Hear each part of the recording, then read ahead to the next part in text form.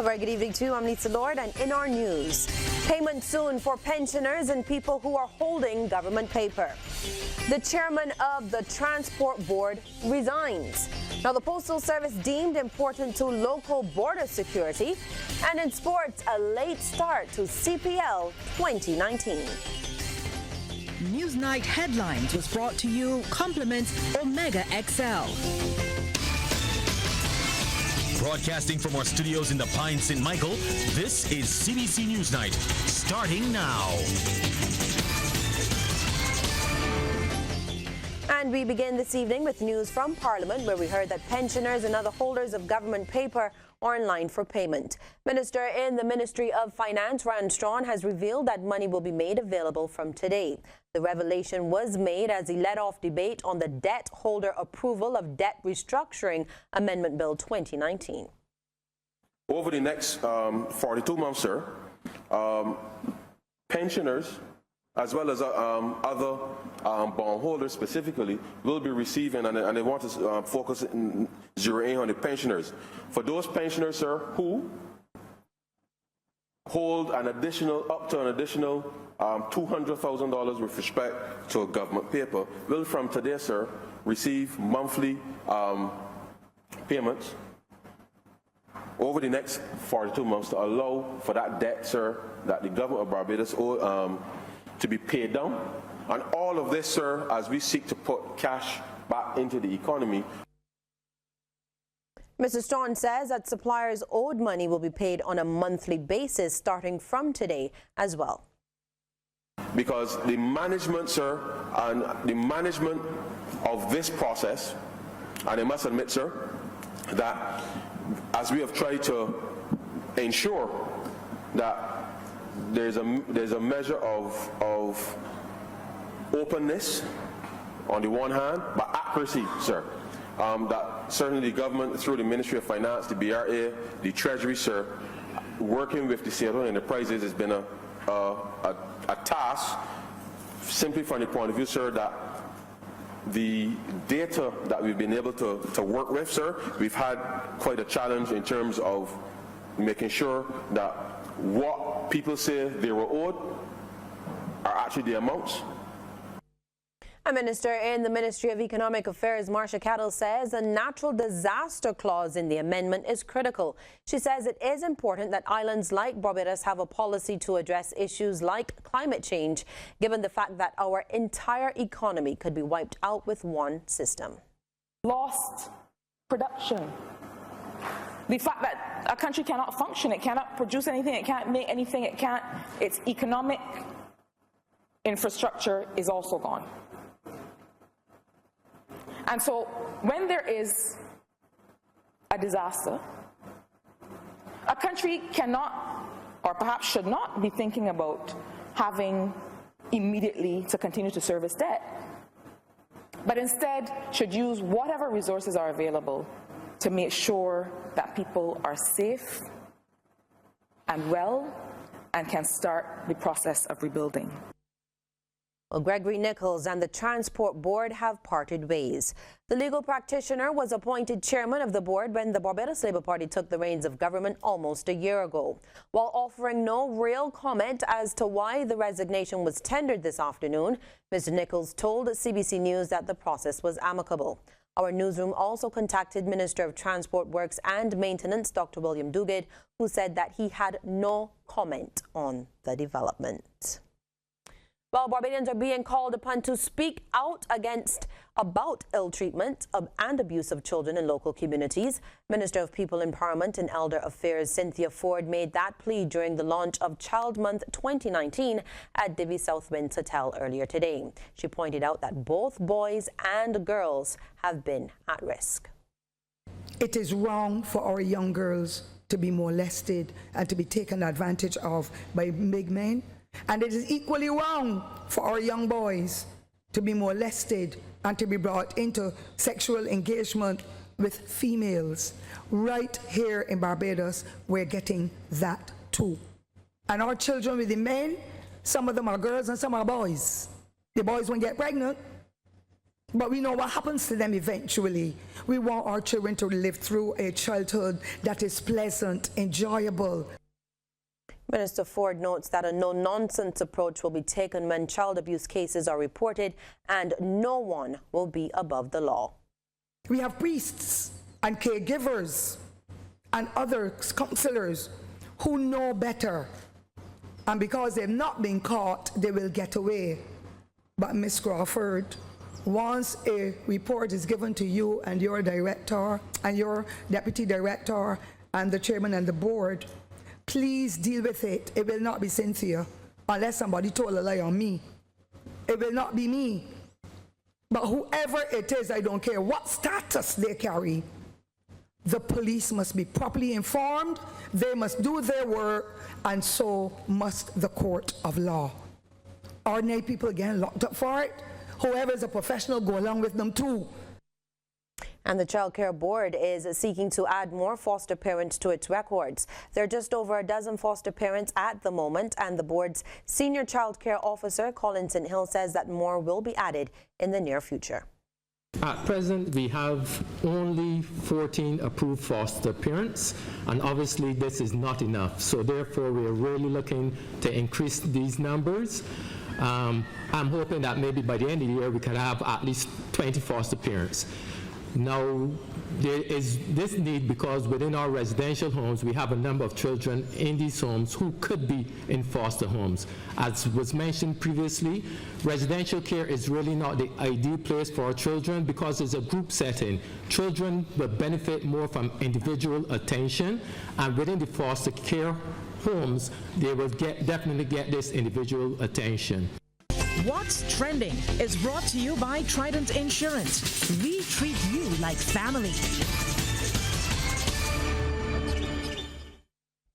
And it's time now for our social media corner. Good evening to you, Lisa.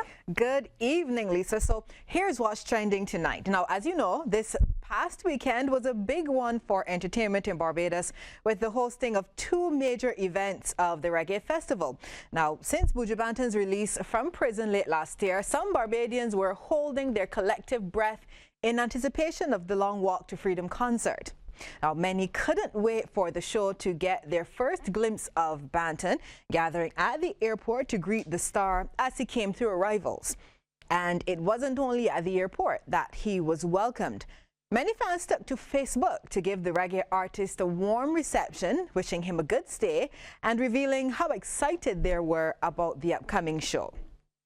And at Reggae on the Beach, well, the crowd went wild when many of the artists from Saturday's show joined Sizzler on stage. Let's take a look.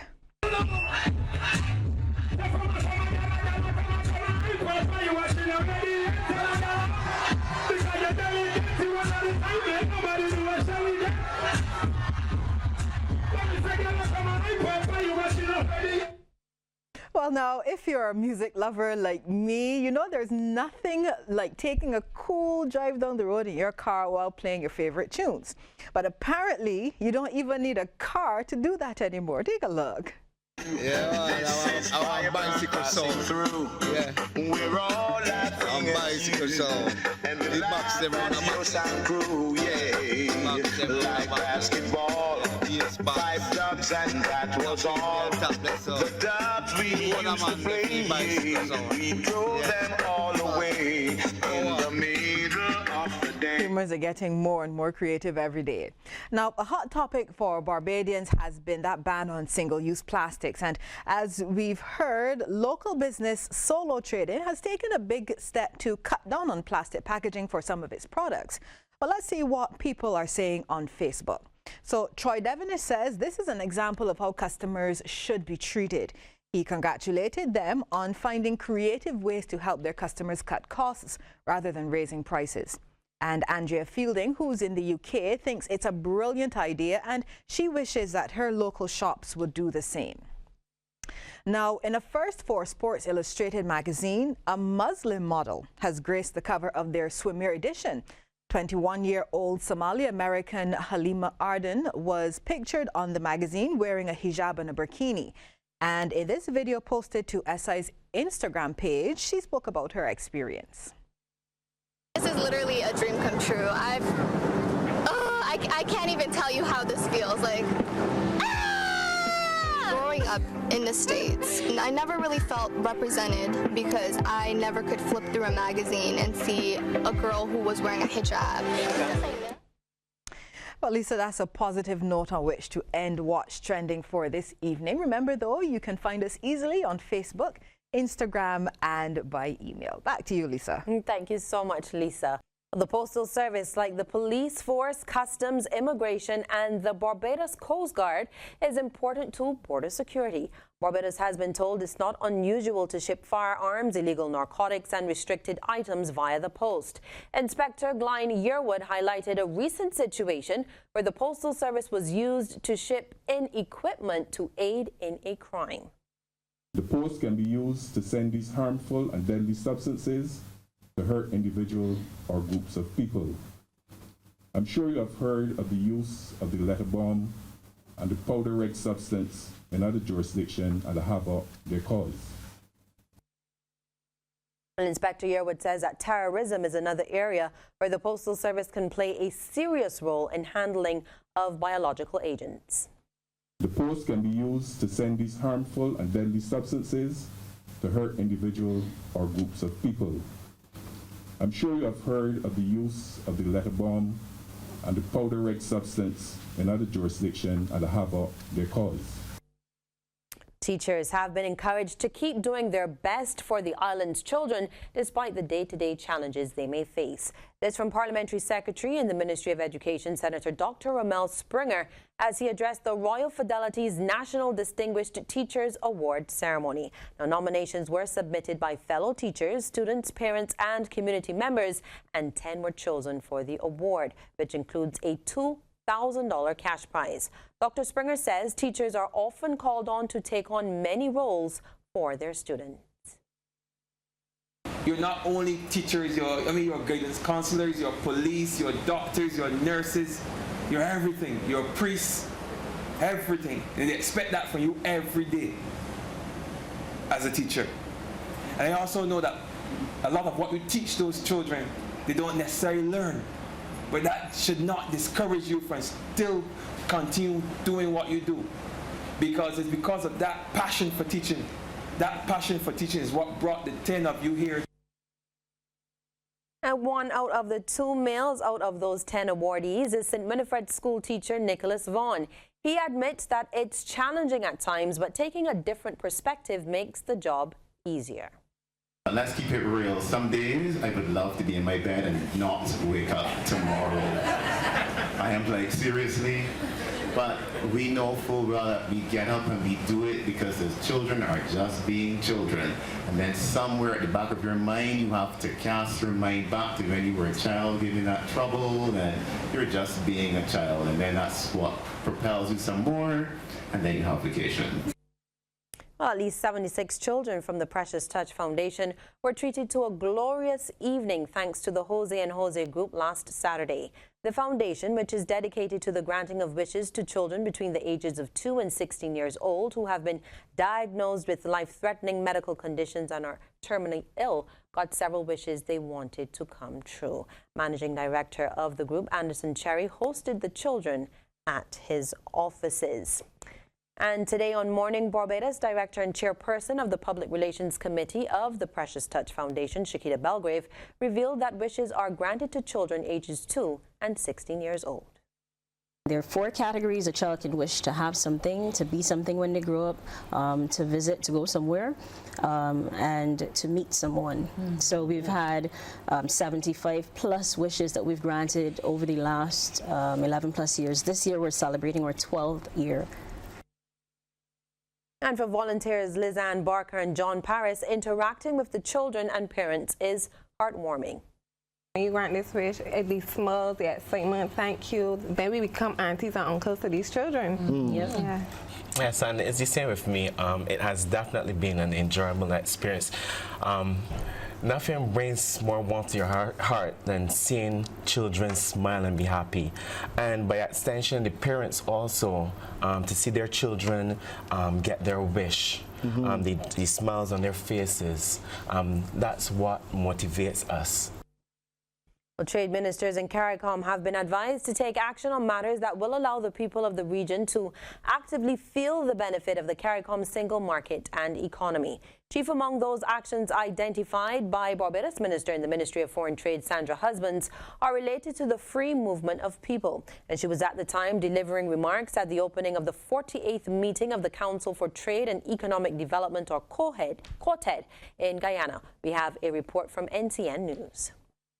COTED is meeting in Guyana for 2 days with the aim of advancing the community's flagship project, the CARICOM Single Market and Economy. Foremost on the Council's agenda are the priorities identified by the heads of government to ensure full implementation of the CSME. The heads have met on 3 previous occasions with a central focus on the CSME and have instructed that all impediments be worked out and removed.